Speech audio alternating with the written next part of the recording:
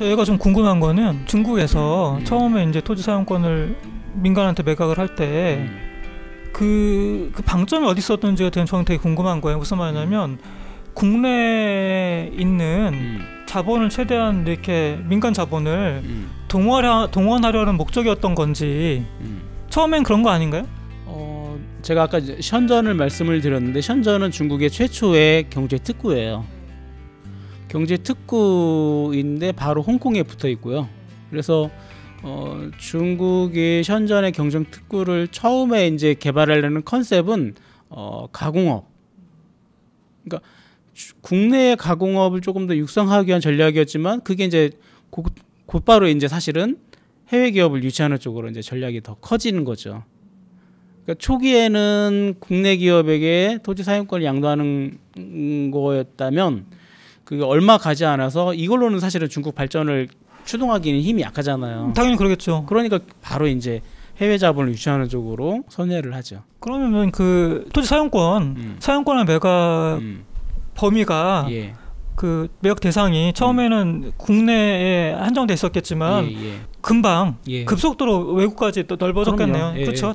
너무 당연할 것 같아요. 저는 그게. 그건 너무 당연한 거고 이제 해외 자본을 유치하기 위해서 산업단지에 사실은 이제 토지 사용권을 이제 공장용 토지 사용권을 이제 해외 기업에 이제 부여를 하는 건데 처음에는 어떤 일도 있었냐면 토지 사용권을 해외 기업이 당연히 사면서 들어가야 되잖아요. 그런데 중국도 이제 유치를 해야 되는 입장이다 보니까 오히려 보조금을 주면서 이렇게 해외 기업을 유치한 경우가 있었어요. 그러면 이제 해외 기업의 입장에서는 돈을 받으면서 이제 진출을 하는 거니까 얼마나 좋아요. 그리고 이제 오염 산업 가지고 들어가서 사업을 할 수가 있고 중국이 이제 그런 식의 이제 환경 오염을 발생하면서 발전을 시켰는데 지금 완전히 바뀌었죠. 말하자면 당시에 중국이 이렇게 빨리 발전할 줄은 예측 못했나 봐요. 아니 그건 뭐 전 세계 누구도 몰랐겠죠. 뭐 상상이나 했겠습니까 그때? 그러니까 너무 싸게 판 거야 토지를. 사용권을 너무 싸게 준 거지. 그리고 이제 이 문제 의식이 이제 강하지 않았는데 제가 요즘 그 홍콩의 토지 특권 이제 앨리스 푼의 이제 책을 번역을 하고 있거든요. 근데 그 책을 이제 아직은 한 중간이 못 갔는데 저는 션전시 정부가 아까 제가 이제 두 가지 방식을 다 가지고 있었다고 얘기했잖아요. 제도상으로 두 가지를 다 가지고 있었고 원래는 매년 토지 사용료를 납부하는 방식을 적용을 하려고 했어요. 그러다가 갑자기 이제 출량제 방식으로 이제 갑자기 선회를 했고 그 션전시에서 적용했던 출량제 방식이 이제는 중국 전역에서 적용이 되는 제도예요. 법적으로 이건 그러니까 당연히 그렇게 해야 되는 거. 일시불로 지불하는 방식. 그러니까 일시불로 지불을 하면은 대부분이 이제 회수를 못 하고 그 한계가 지방 정부가 처음에 몰라서 그랬나라 생각을 했는데 사실 홍콩은 이미 그 방식을 사용하고 있었어요. 출량제 방식이 유사한 방식. 그리고 그 방식을 통하면 그 홍콩의 기득권들이 엄청난 이익을 누리는 것을 저는 중국 정부가 이미 다 봤다고 생각을 해요. 특히 션전은 홍콩하고 바로 붙어 있잖아요. 다 봤다고 보고 심지어는 홍콩하고 션전하고 아주 경제 교류 여러 가지 교류들이 빈번하게 진행이 됐던 거거든요. 홍콩은 영국 소유일 때부터 그런 제도를 갖고 있었던 거죠. 그러니까 홍콩이 이제 아편 전쟁 이후로 이제 영국 영토가 이제 됐는데요. 식민지 경험이 많았던 영국의 입장에서 어떻게 잘 관리하느냐가 굉장히 중요했고, 그래서 홍콩 섬을 사유화를 하지 않았어요. 홍콩 섬 전체를 국유화. 그러니까 영국에서는 그걸 크라운이라고 하거든요. 더 크라운 해가지고 여왕의 땅 이렇게 해서 이제 국유화, 공유화 조치를 취했고, 그리고 이제 토지를 사용하려는 그 무역상들, 영국 무역상들에게 매년 토지 사용료를 납부하는 식으로 배타적인 토지 사용권을 부여했습니다. 저는 이제 이게 이제 오늘날의 중국의 토지 사용 제도의 저는 뿌리라고 보는데, 근데 재밌는 건 뭐냐면 홍콩의 그 토지 제도가 초기에는 굉장히 건강했어요. 그 원칙들이 굉장히 바람직했고, 근데 아까 제가 말씀드렸던 영국 무역상 이 기득권을 갖는 세력이잖아요. 그러면 이 기득권을 누리는 세력의 입장에서는 토지를 어떻게 자기가 보유하느냐가 자기 이해관계에 직결되잖아요. 그러니까 얘네들의 전략은 뭐냐면 토지 사용료를 적게 납부하거나 아니면 매년 납부해야 되는 것을 아예 그냥 일시불로 그냥 적게만 납부하고 나머지는 그냥 자기가 그냥 편하게 쓰거나 이런 전략을 자꾸 취하는 거예요. 그래서 홍콩의 토지 제도도 매년 지대를 납부하는 방식에서 일시불로 납부하는 방식으로 변했습니다. 사실 홍콩의 부동산 가격, 주택 가격은 세계적으로 가장 높은 거 다 아시잖아요. 근데 홍콩과 바로 붙어 있는 션전에서 그 홍콩에 문제가 있는 이런 방식을 통해서 토지 사용권을 시장에 양도하는 방식을 적용했고, 이게 이제 이 중국 전역에 이러한 출량제 방식이 확산이 됐고, 그런데 아까 말씀드린 대로 미래의 70년치의 토지 사용권을 어떻게 제대로 환수할 수 있겠어요? 못하는 부분들은 이제 우리 그걸 이제 부동산 불로소득이라고 표현하는데, 그게 이제 부동산 불로소득의 형태로 개발업체, 이제 중국에서는 디벨로퍼라고 표현하는데요. 디벨로퍼 그리고 주택 투기자들 그리고 이제 개인들에게 이제 이렇게 불로소득으로 이렇게 안겨지게 되는 거가 되는 거죠. 그러니까 말하자면 그 토지 사용권을 적게 내고 싶은 사용자들과 빨리 현금화를 많이 하고 싶은 정부의 이해관계가 맞아지면서 토지 공개념 혹은 아까 말씀하신 토지의 공공 이용의 취지에는 조금 맞지 않는 방식으로 추진됐다. 그러니까 아주 처음에 비근하게 그냥 뭐 중국 얘기하면 잘 이해를 못할 것 같은데 사람들이 예를 들어서 강남하고 비교해 보면 쉬울 것 같아요. 그래서 강남에 이제 뭐 토지가 국유라고 생각을 하죠.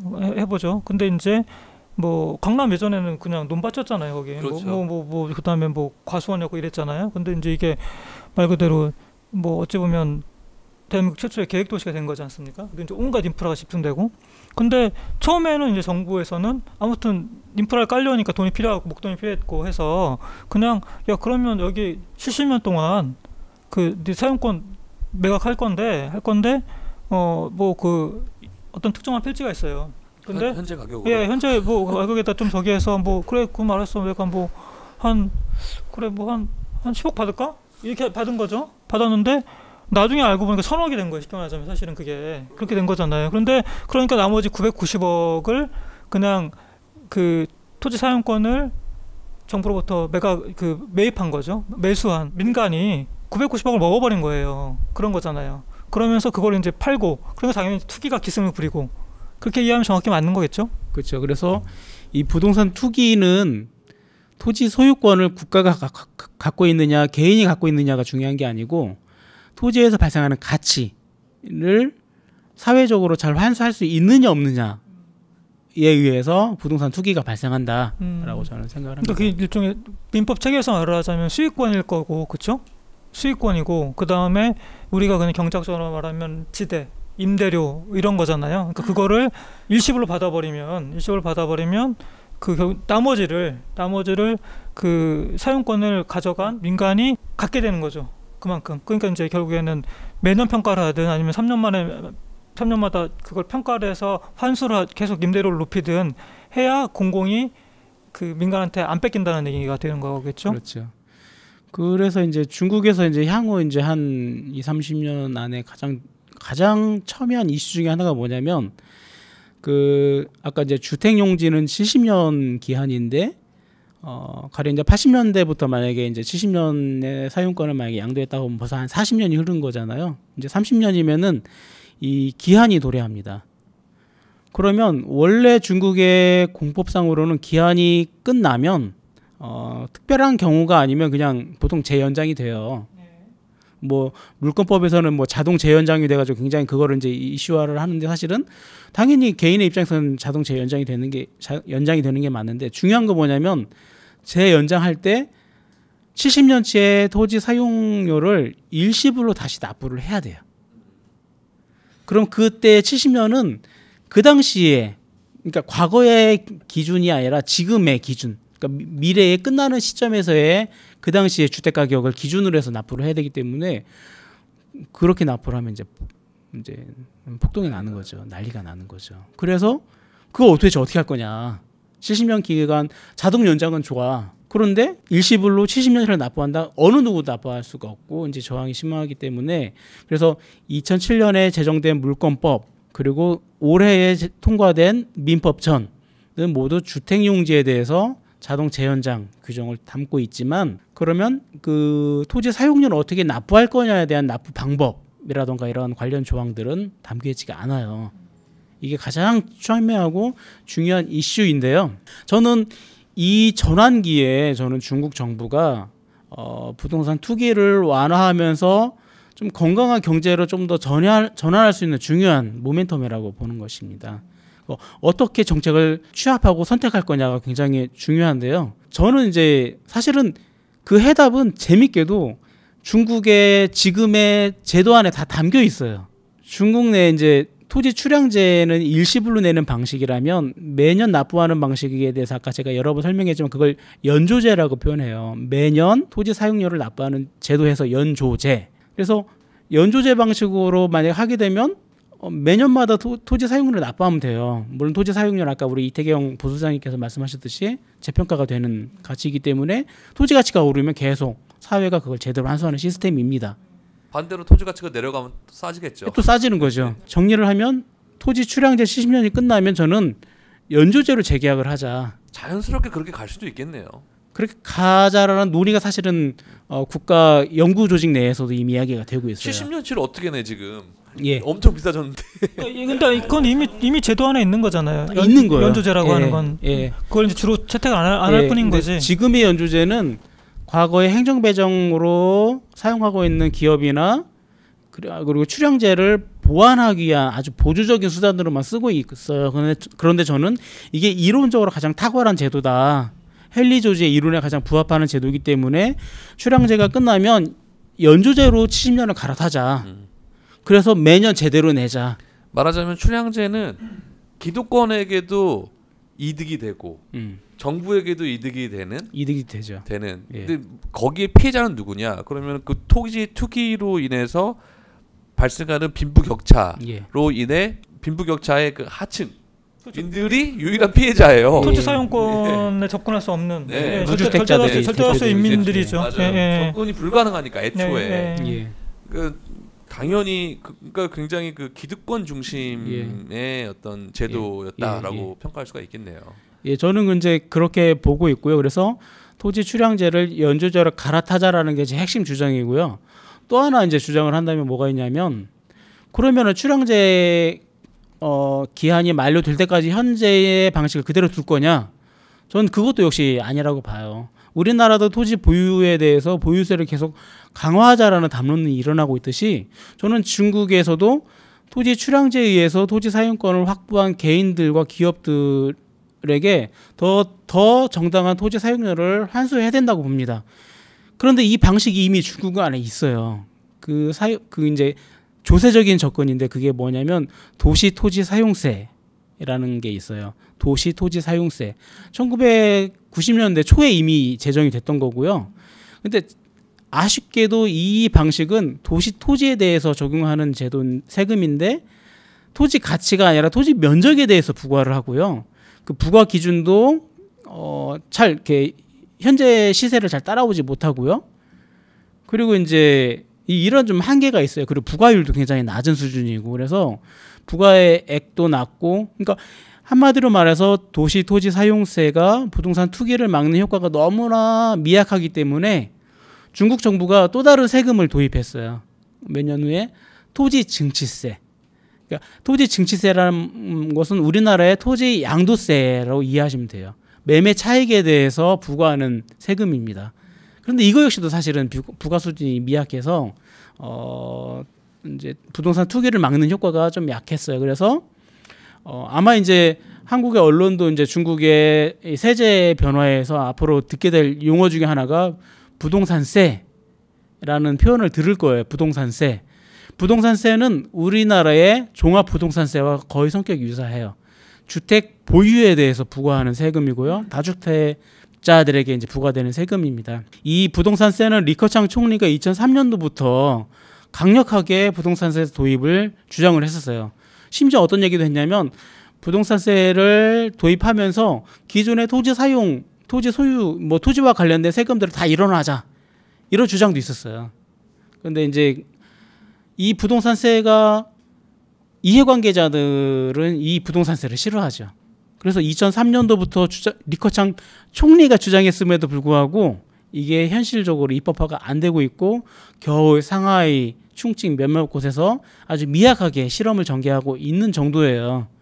그래서 이게 만약에 이 부동산 세가 중국의 양회를 통해서 제정이 안 된다면 저는 아까 말씀드린 도시 토지 사용세를 더 강화하고 그 여러 가지 조세의 방식을 현대화해서 출향제로 사용하고 있는 토지에 대해서는 도시 토지 사용세를 강화하고요. 이거 일종 보유세인 거죠? 보유세죠. 네, 보유세죠. 예. 그리고 이 출향 기간이 끝나면 토지 연주제로 갈아타자라는 거예요.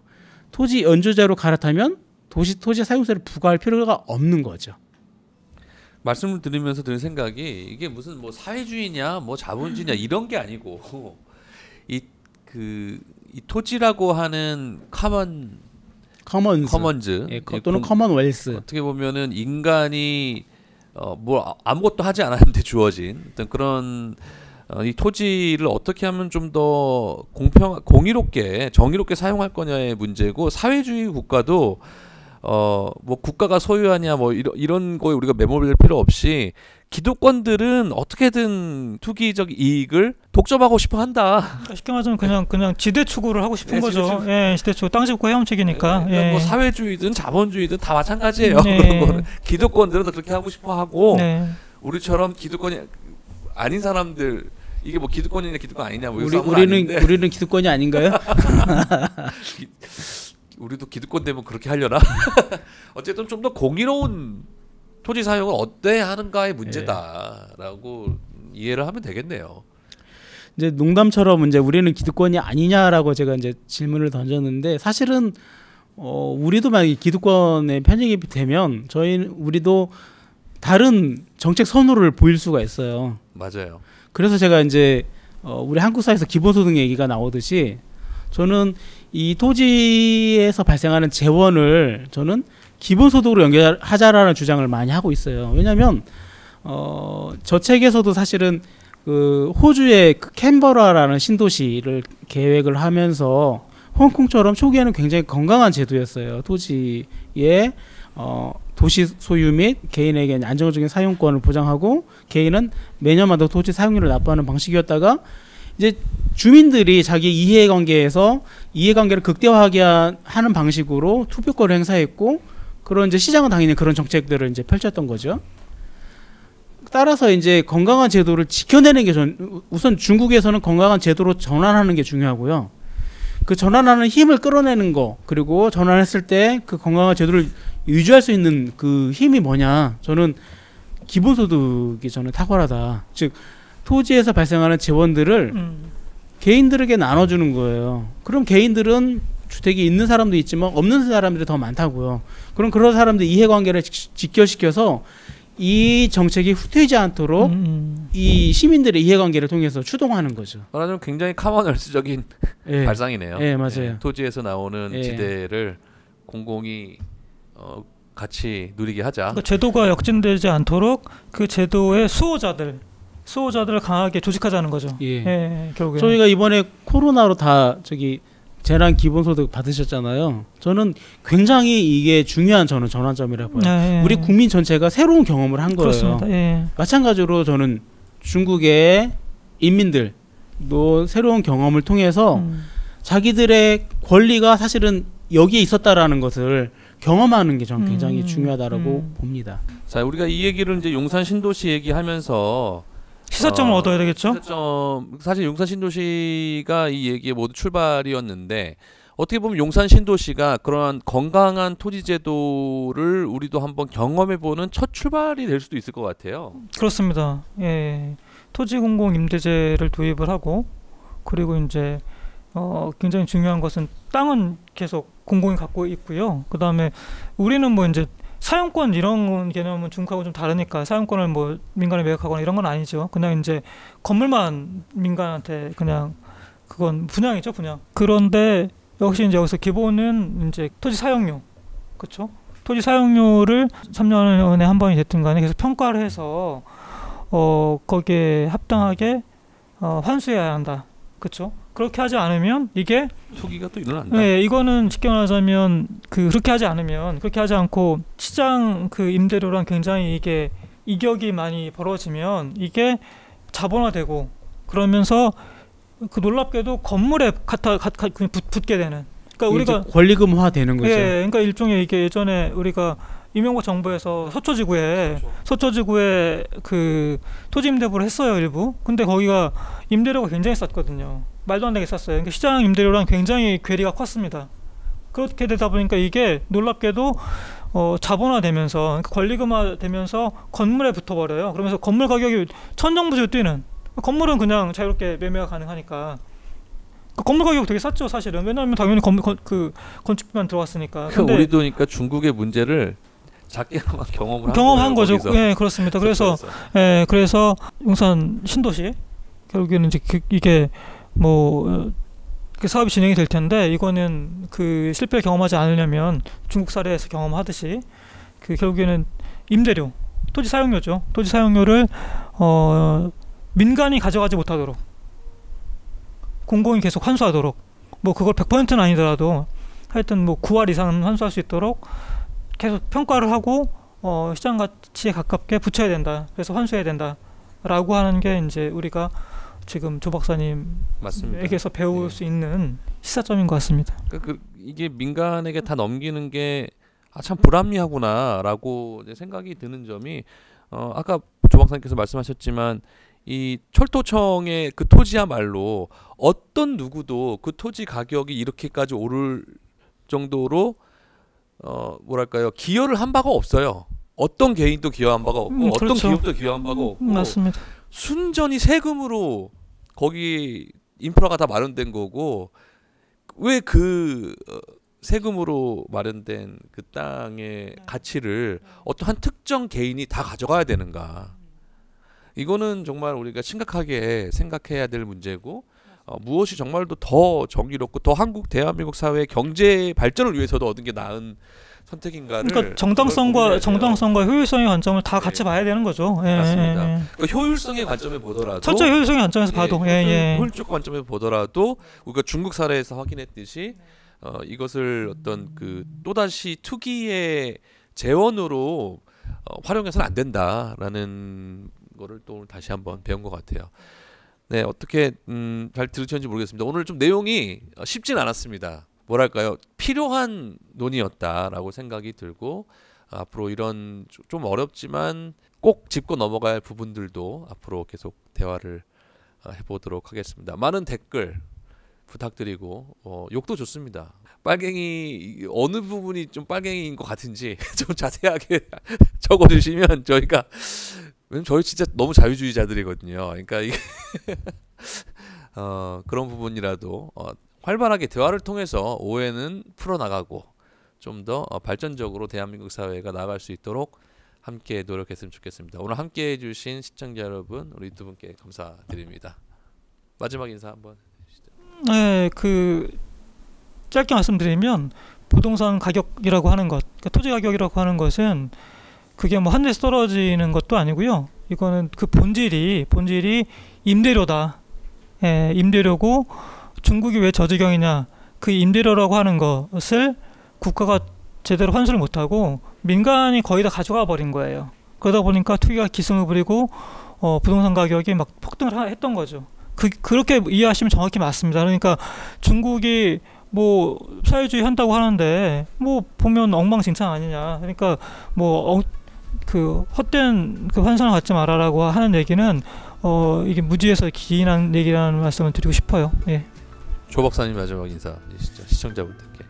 예, 아까 이제 용산 사례를 말씀하셨는데 저는 한국 사회의 도시 개발 방식 이게 패러다임을 바꿔낼 수 있는 중요한 계기가 될 수 있다라고 생각하고요. 그래서 중요한 실험을 용산에서 진행을 하면 참 좋겠다라 생각합니다. 오늘 함께 해주신 모든 시청자 여러분께 감사드리고요. 코로나 시대에 꼭 건강하시고 다음번에 또 뵙도록 하겠습니다. 감사합니다. 감사합니다.